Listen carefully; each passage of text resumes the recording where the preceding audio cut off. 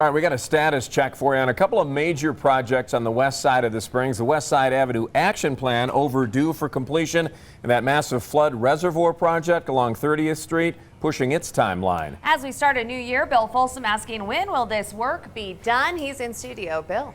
Yeah, both projects, they are along highly traveled areas, so a lot of people ask what's going on and when they'll be done. The answer is very soon.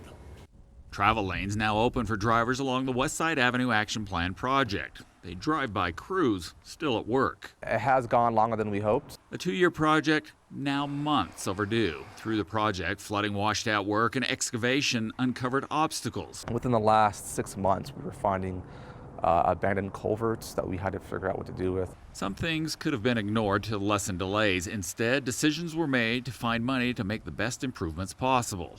Changes we probably wouldn't have caught if we finished it a little bit quicker. So it has given us more time to make sure that some of the improvements we're making are the right improvements. Remaining work should be complete this spring. Most of that won't impact traffic. Then there's the flood mitigation work just up the road along 30th Street. Some have commented it looks like an open pit mine. Some think the emergency spillway looks like seating for an amphitheater.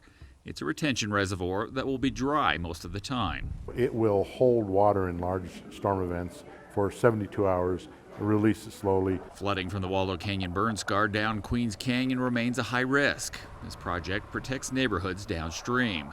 Its timeline will be strained because of all the snow over the past few months. And the weather in November and December, we actually got quite a bit of snow that kept them from working. Crews are currently making up time. They hope to finish by covering the dam this spring and restoring some of the natural landscape. When the weather gets warmer, we'll be out there seeding and planting the entire area.